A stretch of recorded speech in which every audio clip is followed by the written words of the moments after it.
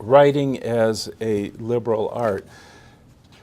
You know, people in rhetoric and composition will, of a certain mind, will always cast back to writing's lineage in rhetoric, and they will cast, then supplemented by the quadrivium, mathematics, astronomy, geometry, music. And you think of things with ratios and so on. Writing software and services of this kind. So this is a company, it's now existed for at least 5 years. They were based in Chicago, Narrative Science. And basically, spare you doing the writing. You give the data, facts, we have algorithms, they will generate stories. And in this one, the claim here is narrative science is humanizing data like never before, humanizing through computers, with technology that interprets your data, then transforms it into, capital I, intelligent narratives at unprecedented speed and scale. And where this kind of service and software has made most inroads is in certain areas of journalism, particularly in sports reporting. So, because of tradition, we're going to run short stories about every rec league volleyball game last week, but who wants to send? We can't send reporters, and plus these are so formulaic, so just dump, what was the score, what was the score at the end of this, the end of that, who were the main hitters, just chunk it all in, boom, out comes a story. May or may not, might get a little bit of editing, but we can churn out a gob of stories in short order. And so there's one end of writing here that is, it's something annoying to be gotten out of the way, and if it can be robotized and then monetized in a particular way, thus sparing people for other things.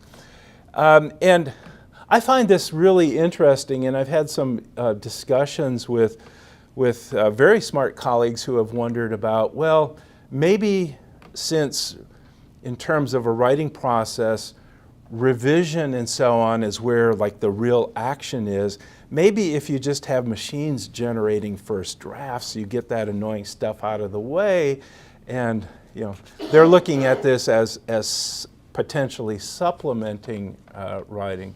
One person I've had these conversations with, I disagree with him, but Bill Hart Davidson at Michigan State, very smart person, very, I trust Bill a lot. And so if Bill's saying, no, Doug, don't worry about this, I take a little bit of solace, but maybe not enough. But what's more fascinating to me is this notion of writing as something akin in some of its manifestations to digging post holes or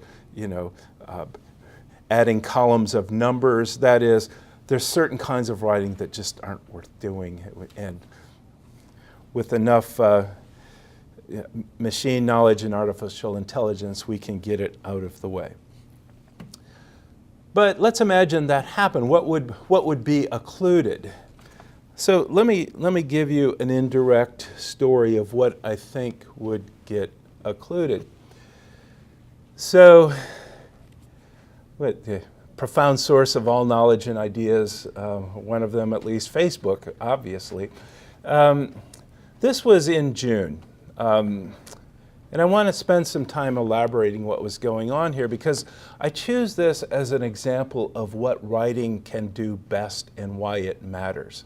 And it's not, in this exchange, anything that is making anybody money or getting anybody jobs, but it's doing important civic work.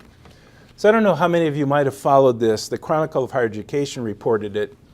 At the University of Wyoming, they had a student recruitment time, and they brought in a number of Native American students. And they were giving them something of a college experience, and one of the things they did was to take them to a play. Yeah. theater, college, sure. They were doing the Fantasticks. And so here's a quick show of it. How many of you have seen a production of the Fantasticks? Okay. So here's the short of this one. It's a musical. It was written in the early 60s. It was, at a time, the longest running play on or off Broadway. 2 decades of performances. The play, it's a very simply designed thing. 2 fathers, sons and daughters. Fathers want the kids to hook up. Kids aren't sure they like each other, so the fathers conspire to bring them together. To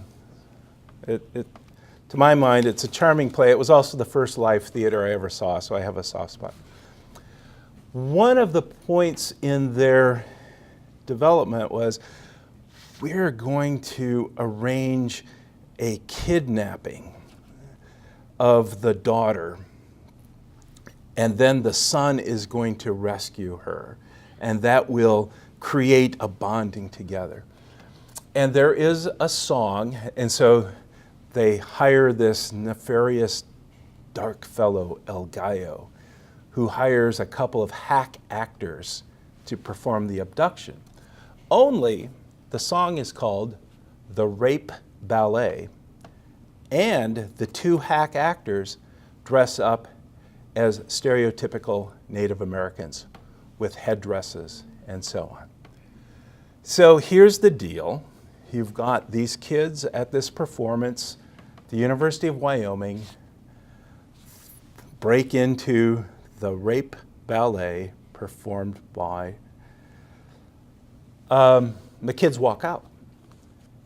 And then, quite understandably, there's a huge uproar. And so I was processing this, and I wrote, it troubles me, but maybe I'm wrong. Should the Fantasticks no longer be performed? Honest question. That'd be a loss. So here's the part I want to focus on. So there are previous comments, and then Morris Young, who's the director of writing at the University of Wisconsin-Madison, writes in, I don't know, I've seen the Fantasticks, but I'm not familiar with the scene, but he thinks about the Mikado. And goes on here, that Gilbert and Sullivan opera, which is, hardly a charitable or fair or non-stereotypical portrayal of Japanese culture.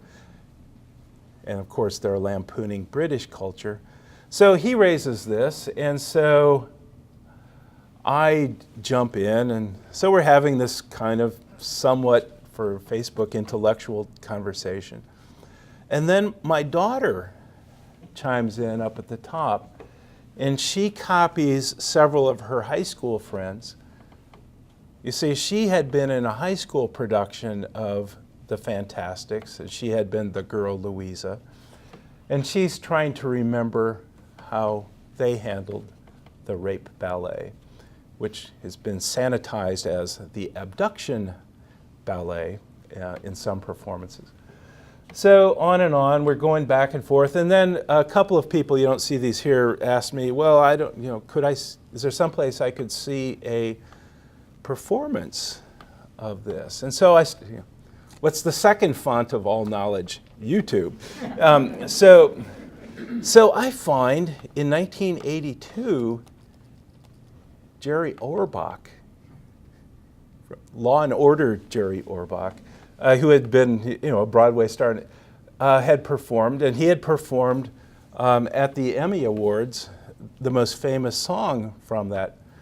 Try to remember the kind of September when grass was green and a song was mellow. I'm not sure I got those words right, but I thought, wow, how cute is that? And then I did further, and I found a 1964, I think, Hallmark Hall of Fame. Now, there are about 4 people in this room that will resonate with. This is yes.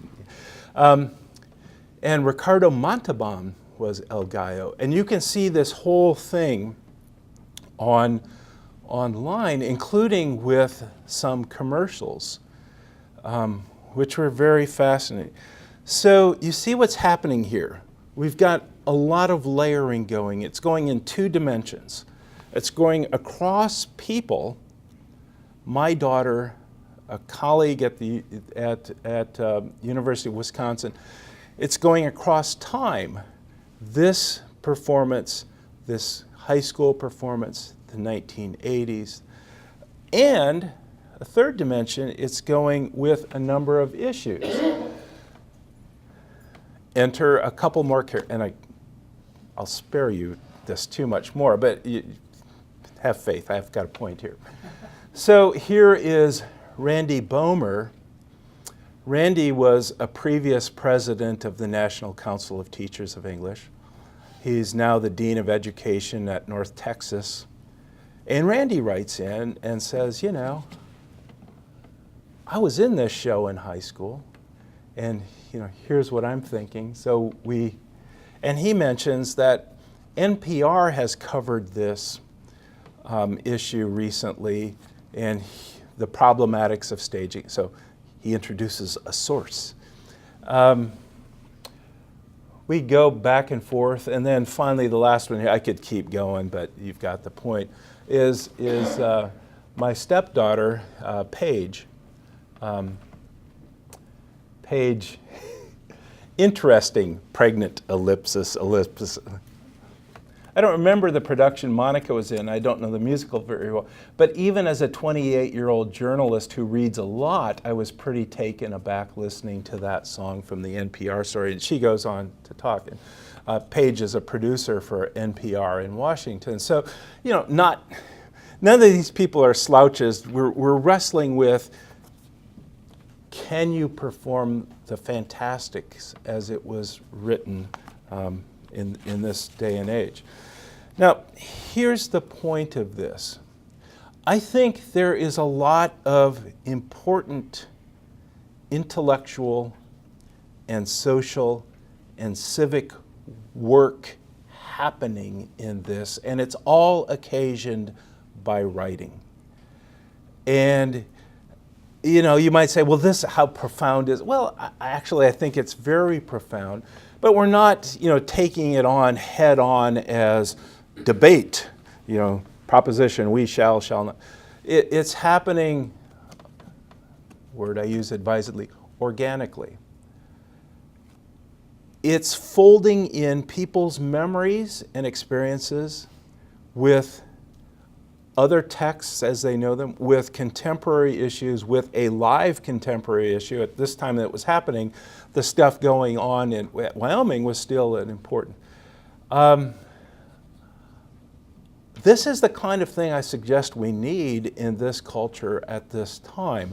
Some way for people of different walks of life to be engaging over ideas transacted in writing. Can this only happen in writing? Of course not. But this is a medium that we have, and this is a value for writing as a way of a motivation for exploring that happens in genres, the Facebook posts, that aren't necessarily privileged. Now, it could be that it's like, come on, don't we have more serious things to do? You know, how can we justify spending time and attention thinking about the intellectual work of Facebook when we have, or its potential, or of any social media, at a time when there are very pressing social issues that are upon us? You know, we're maybe about, you know, the queen that Jon Snow has to convince. You know, forget your differences. We need to. These White Walkers are coming, and they're going to render everything moot. And 2/3 of the crowd is going, yeah, and the others going, whatever, Doug. You know, after all, we live in times when the very idea of what is real or alternative facts are being contested. So shouldn't we be, you know, doing front on those kinds of issues. Or we certainly live in a time with a profound amount of just, aberrant behavior going on. So, the sad thing about the internet, you want to find examples of rhetoric used irresponsibly. You have no trouble coming up with examples. Youth today are obsessed with glorifying Negroid culture. And shouldn't we deploying our writing time confronting? Yes, of course we should. We live in a time where people are not spending the time and energy to actually read thoroughly and completely. I don't know if you followed this example.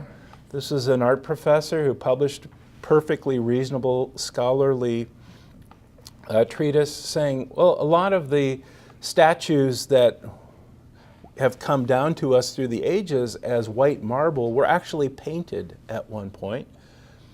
And this might have some implications for how, cultural ideals get instantiated, and that gets reduced as professor says white marble sculpture contributes to white supremacy.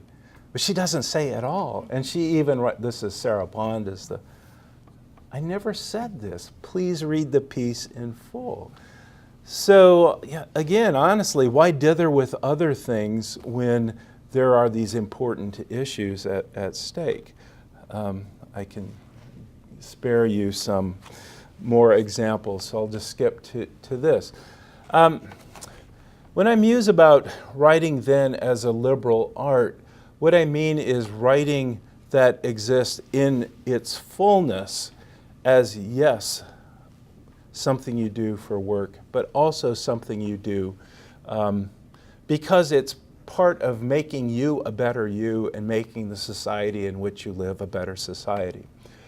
The people have mused over the years, well, I wish we had chosen a better term than liberal art because, it gets juxtaposed with conservative art. It's like, no. Different traditions. So just a reminder here that the notion liberal skills were free in the sense that they were not tied or constrained to skills used for the purpose of production of artifacts, as in the case of, and he contrasts it with the servile arts.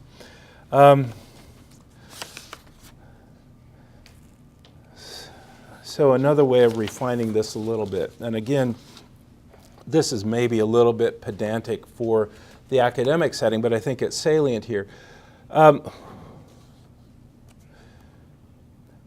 We've done in writing, rhetoric and writing research over a number of years, some really sophisticated work in understanding how writing and what makes writing good varies from purpose to purpose, from audience to audience, from time to time. It would be nice, and to some lowest common denominator, it's true, it would be nice if all writing were writing. That is, there was some minimal number of universal skills that you could acquire that then applied to everything you needed to do. And people say, well, that's what grammar is, and so on in sentences. And at some basic building block level, that's right. But it's also true, and this is where the bad and complicated news comes in, that being skillful in one kind of writing does not guarantee being skillful in another kind of writing. And I've got lots of examples that I use in writing workshops of the same student writing in this class versus that class. And when a student is writing about some unfamiliar material in a genre they don't know, like the wheels fall off and you're going, this person needs remediation. It's like, no, this person does this other kind of writing just fine. They can't do this writing. You do not want me writing a novel. It'd be competent, but it wouldn't be good. So it comes into a question of, well, what kinds of writing do we want to have students practice? And of course the answer is all of them. But we have a finite amount of time. So a lot of times in writing classes, they're making decisions. Well, one decision is we could focus on civic writing. That is,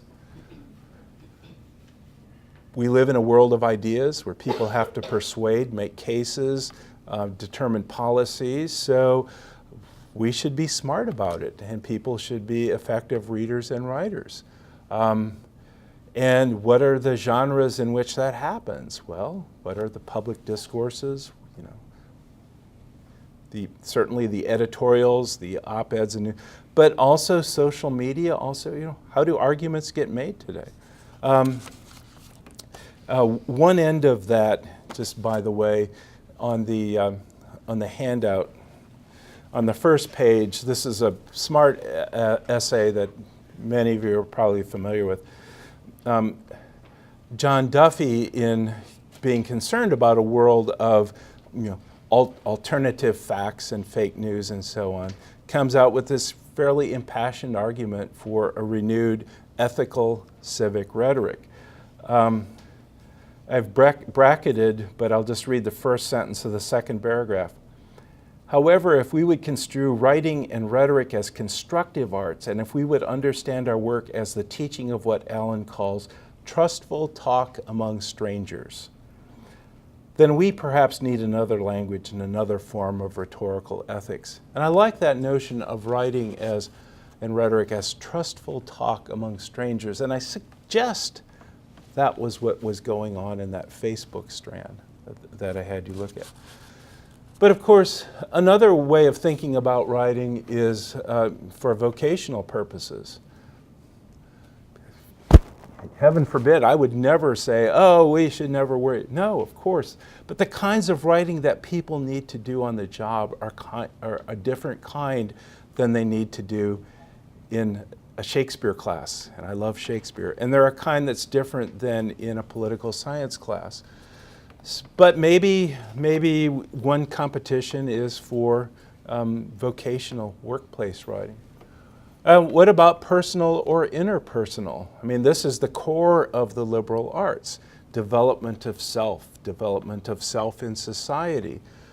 That kind of writing, in order to make connections and sustain them, is different than these. And then, of course, there are the genres of the academy.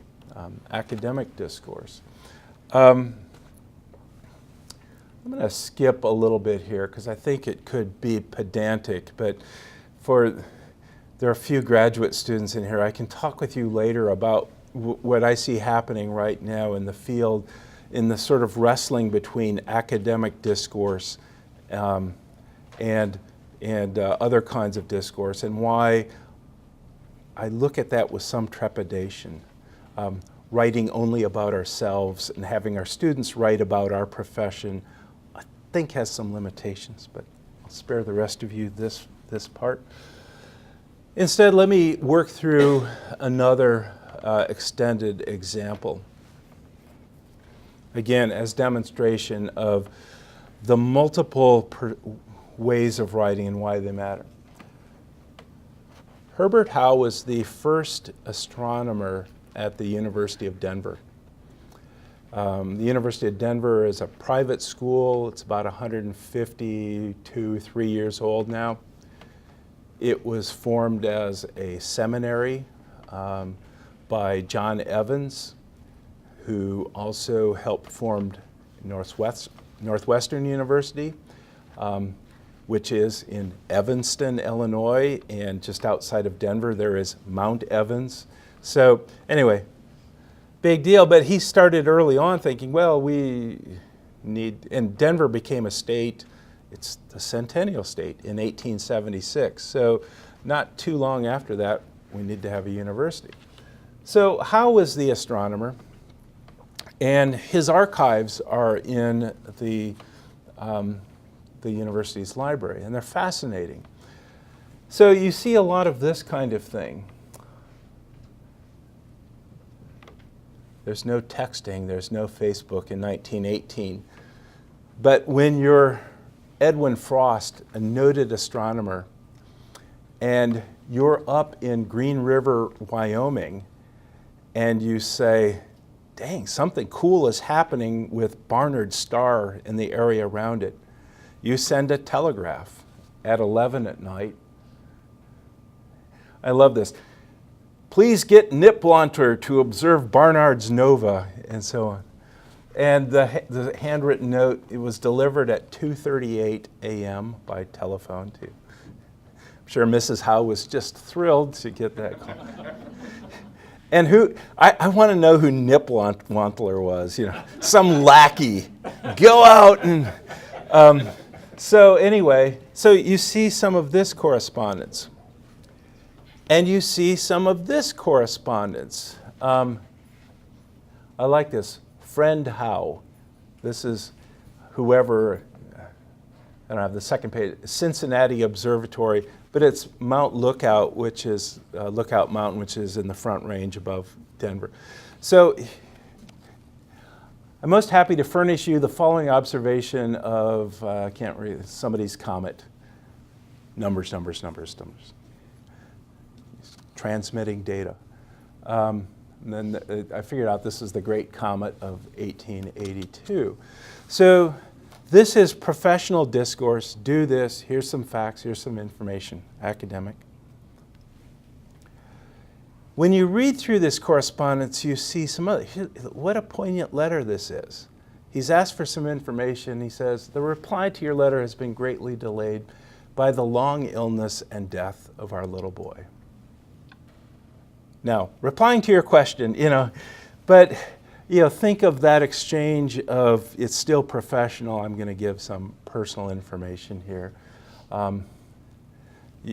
He's probably asked him, what should I read? What should I have my students read? He tells them. You see this correspondence as well. This is Herbert Howe himself. He's writing to a nephew. He's been to New York City. There's a really cute thing. He says, yes, you can use my fancy pen. Just be careful with it. And then he replies, I watch kids playing baseball on the street. He's transmitting some information, some observations, lovingly, Herbert. Then this one, which is my favorite one of all, December 2nd, 1880. Faculty of Denver University, gentlemen, you may have noticed that Denver has no standard time. So back in the day, if you sold watches, you decided what time it was. And this was a competition, So, come on. What kind of, we can't agree if it's, 10:10 or 10:20, and whoever had the biggest store maybe won, I don't know. But they proposed, they wanted the astronomers to tell them what time it was. And they go on to develop this system where, we're going to ring the bell at noon. And that is the time. Darn it, we're all going to stipulate to this, but you can see these business folks just. Now, there's a reason why I'm going through all of these. I'll show you one more. Then you see a lot of correspondence like this, which basically comes to, I was out and about, and I saw this weird thing in the sky. I have no clue what it is. Help. And I'm furnishing you a drawing with. Here's my point. You have this person who's an astronomer. He's not an author. He's not a journalist. He's a scientist. But his life is full of lots of kinds of writing and lots of kinds of reading. A good amount of it is professional. Some of it is very personal, letter to the nephew. Some of it is very social, I don't know you, I'm going to send you this thing.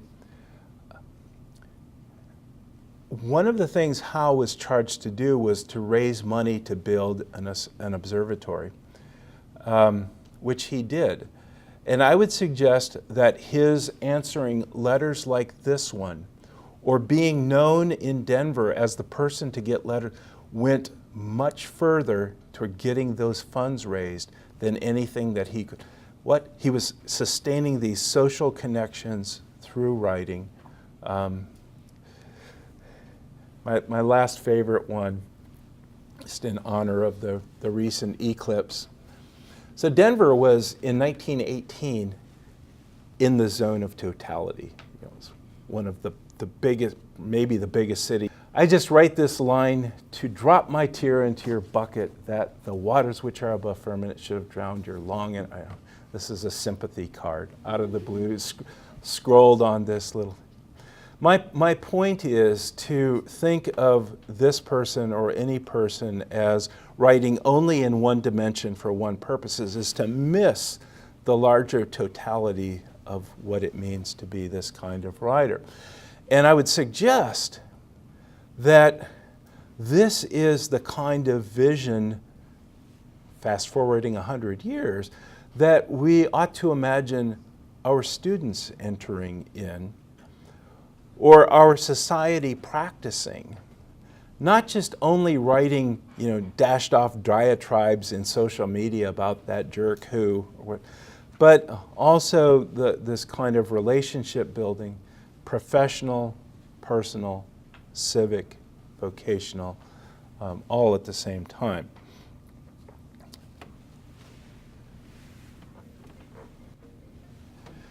This maybe captures at some level what I have in mind. So this, some of you will write 3 C's. It's the preeminent journal in our field. Rick Gebhardt was a former editor of this journal. Ken McCrory, venerable figure in the field. And I don't know the backstory, but I'm imagining that he gets this letter from one of his students, He goes on, and Ken McCrory, "Dear Janet, may I have your permission to reprint your letter to Susan in 3 C's, the magazine that I edit?" I don't know if you can ask minors permission to publish, but "Dear Mr. McCrory, you may use my letter. I don't think it is very good. I am writing because I feel like it."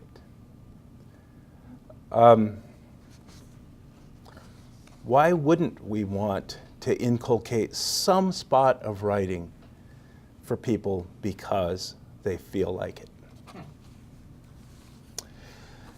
So as an evidence of the kinds of things that I'm thinking about, I'm going to give you, I think, in interest of time, I'll talk about one example.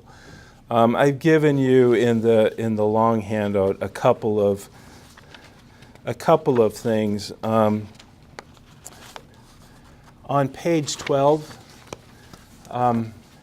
there's an essay by E.B. White.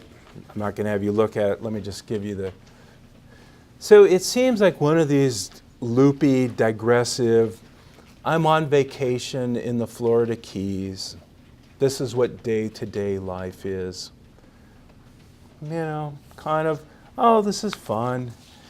Actually, I can't help. I have to dip in at one point. So if you look at page 13, the right column of the handout, have I bracketed it on yours or just on mine? Okay. The second paragraph, there are 2 moving pictures theater in town. So White has kind of disarmingly, here's life in Florida. He makes in the paragraph above this observation, like, isn't it weird that oranges aren't orange until we make them orange? In other words, commercially we add color to them. And that introduction of color and artificial color leads him to this anecdote. He goes to a movie and he, in one, colored people are not allowed in the theater at all, and the other in the balcony. And then he goes further, they show this patriotic newsreel, and he says, I wanted to ask them, how patriotic can it be if you're excluding people? And I wish I had stood up and shouted, but I didn't. This is pretty potent stuff. But it comes in this long rapport that he's building with the readers. And then he doubles down on this a little bit later and comes out even more explicitly. But in terms of that, let me muck around with ideas, let me talk about and then comment on and deliver a message. There's a very sophisticated rhetoric here, and it's embedded in an aesthetic production of this. The second piece, and maybe I'll just do this one really fast too. This is a terrific book. I don't know if has anybody read this one? So Kristen Iverson, this is a work of creative nonfiction.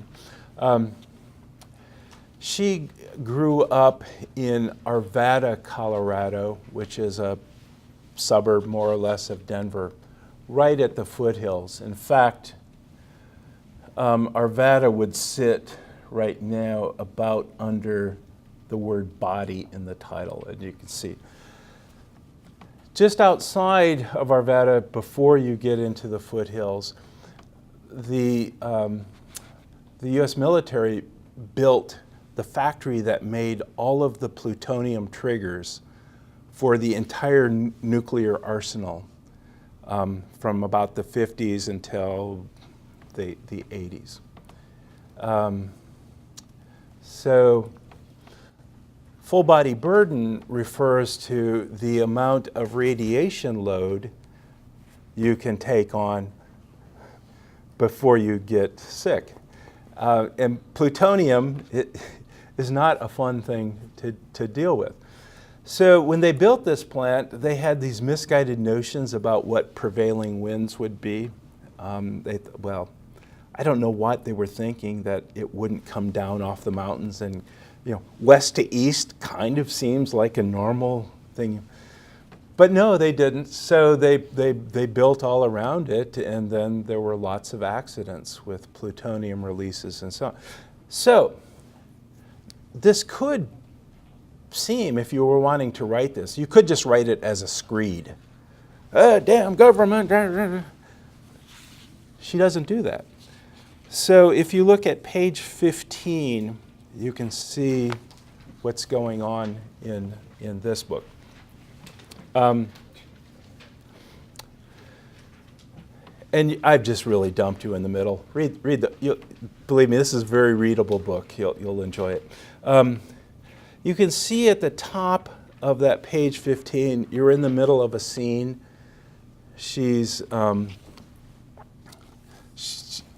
there any other copies of this? I think there might be. They're all distributed. Oh, okay. Can somebody, anybody share? Okay. So you see this scene, she's broken, so you have this long narrative about her childhood, riding her horse in the area around Rocky Flats is the name of the facility. She has a scene, I've circled it there, on this Sunday, May 11th, 1969. This is what's going on. Then, the top of the next page, white space. 2 miles away in an underground plutonium processing building at Rocky Flats, a few scraps of plutonium spontaneously spark and ignite in a glove box. And so this is a very narrativized scene of this fire that threatens to break out. And the thing about plutonium,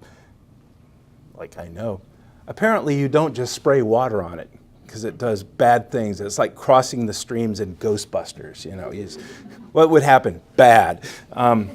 So these sort of heroic, workers, and they're just line workers, go in and manage to get the fire out before this contamination spread throughout. So what you've got in this book is an interleaving of her personal life and her family life, and then events at the plant. And we spend some time, I teach this book with students in advanced writing classes. Well, how does she write a scene like this one with the guys. She wasn't in that place. There are oral histories of all of these workers in the Boulder Library. You can even find them online. And just a teaching tip, it's a great thing to have your students go look at these transcripts and then compare what did Iverson do to render these transcripts into this. It's very cool. My point is, here's a piece of writing that if you want people to know about this and care about Rocky Flats and that, maybe you make it engaging for them to read. Maybe you tell it as stories. Maybe you include some picture of yourself as the writer so that people actually care about you and the people you write and what happens to you. And maybe that is, there are 7 things wrong with plutonium production and nuclear weapons. 1, another, don't get me wrong, again, I'm not arguing against that discourse, but what I'm saying is there's a lot of stuff going on in this particular approach here. One last thing. If you look on page 8, sorry, I'm bouncing you all over the place.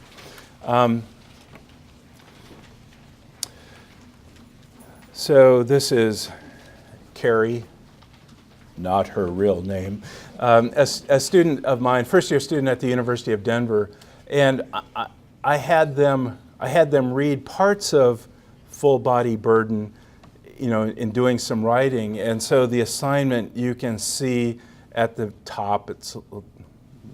Read all of this at your leisure.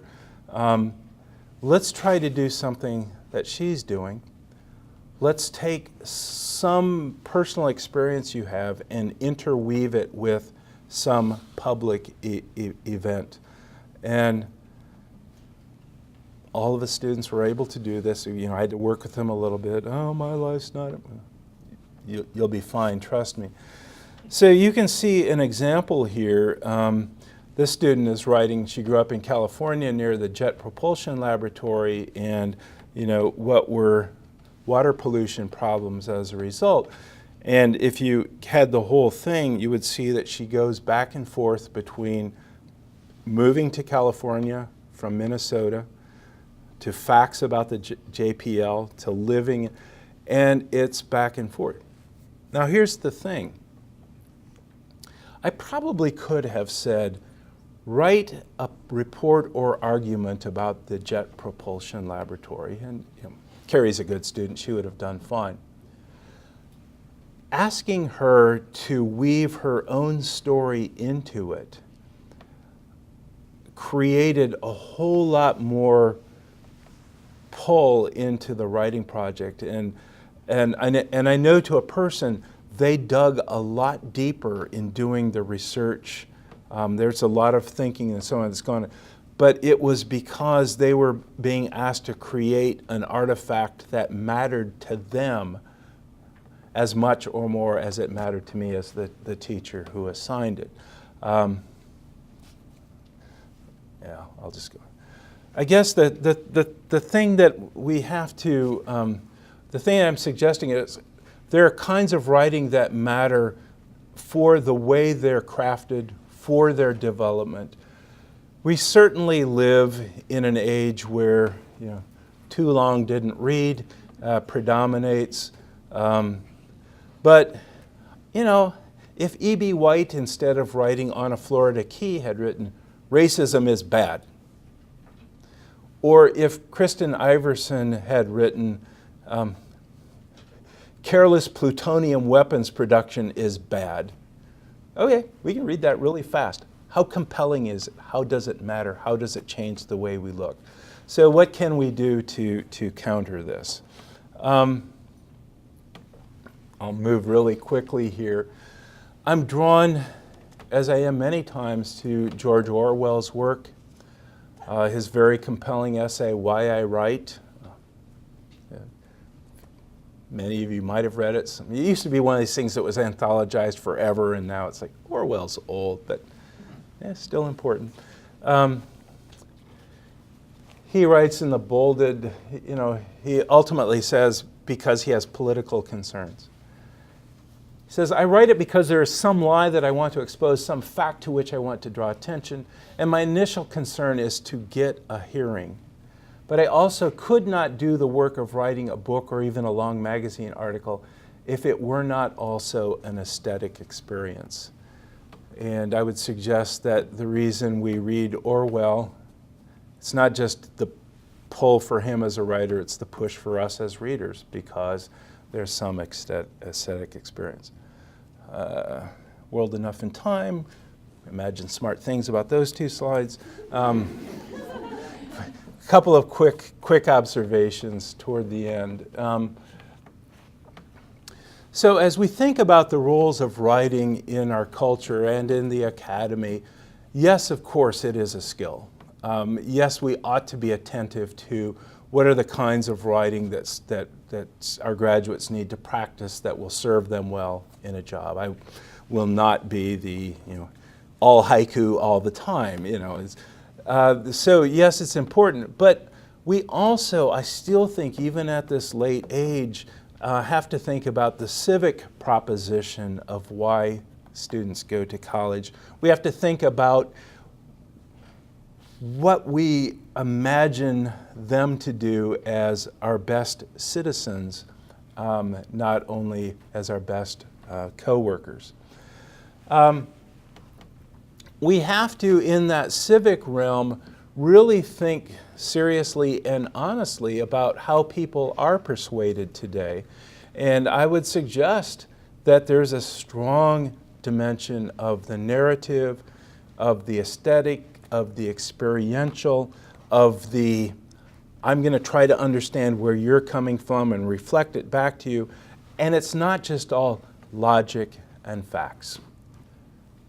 I mean, just look at social media for the evidence otherwise. That somehow just yelling at each other just isn't going to do it. So what's the rhetoric of true civic engagement and participation? And again, I think well-intentioned people trying to be well-intentioned with each other and presenting themselves is part of that.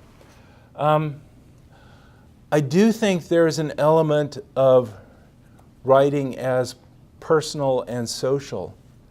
That is, there's something about if you get in a writing project that matters, you're compelled to learn more, to do more, to polish it, to make it better. It becomes a self-actuating way of engagement. What other things do I need to read? What do I need to understand? Whose experience was like mine? This by the way, that's my wife. Took a vacation, and Colorado has endless places like this. I've given you the tourism guide, but this is a particularly pretty lake above Crested Butte.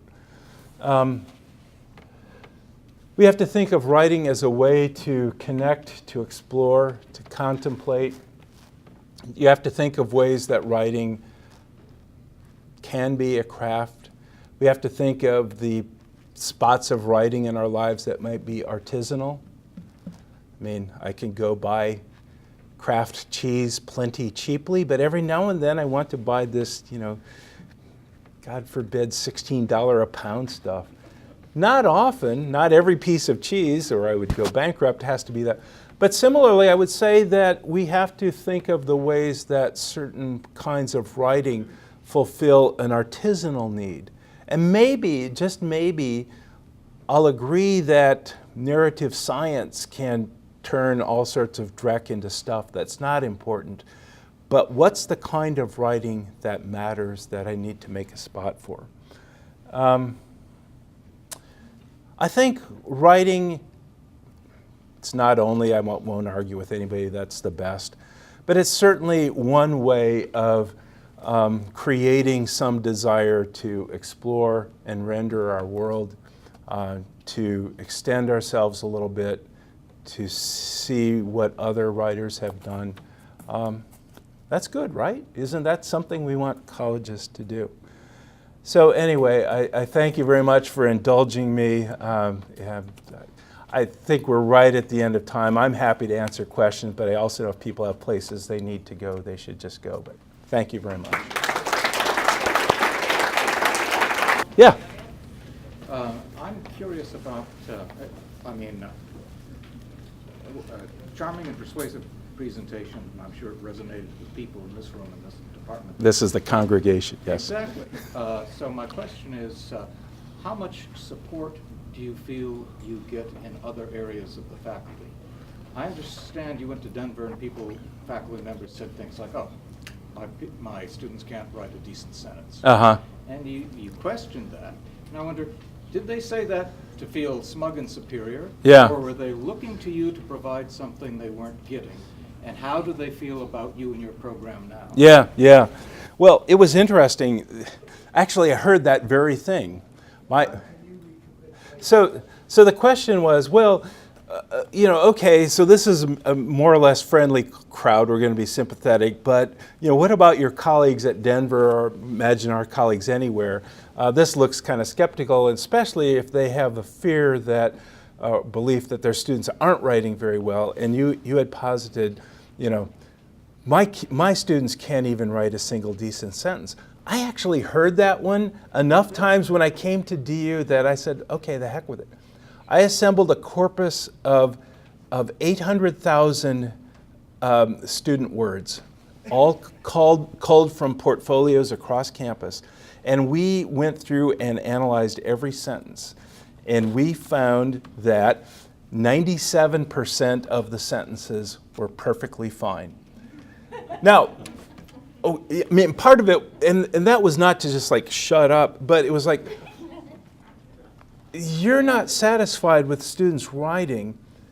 I want to try to name what it is that you're seeing, and can't write a sentence isn't it. I'll empirically show you that. So now let's start. So one of the things that I've done quite a bit is to work with faculty to say, let's try to sort out for your students, what is it at some basic level that they can't do versus what can't they do with the kind of writing that you're assigning? And the happy end of this is that in many cases, everybody wishes their students wrote better coming in.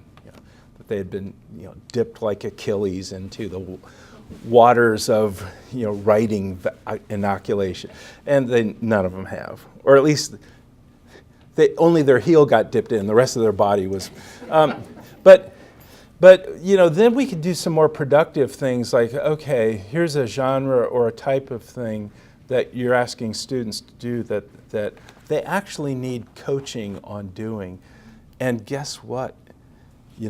You as the physics professor are the best one to do that. And I can help you, and we have a strong set of faculty. We can help you devise assignments, response. But really, it needs to happen in your class. What we can do is some broader things like think about how to analyze genres, how to analyze convention. What do physics folks sound like when they're writing to one another? It's different than what English folks sound like when they're writing. So that went a long way, but I've been really long-winded in the answer, but part of it is to say, well, let's figure out what you're meaning, what you're pointing to, what are the features that are lacking. Now, is everybody happy and convinced? Of course not. One of the things I agreed to do was chair a general education revision committee. Yeah. Ron's going, yeah, that poor sap. He's, so I'm sure that I'll hear all of the inadequacies of what students can't do in terms of writing. But I hope that in continuing to engage and taking it as a real research question, we can find out ways to go. So, sorry, I blathered.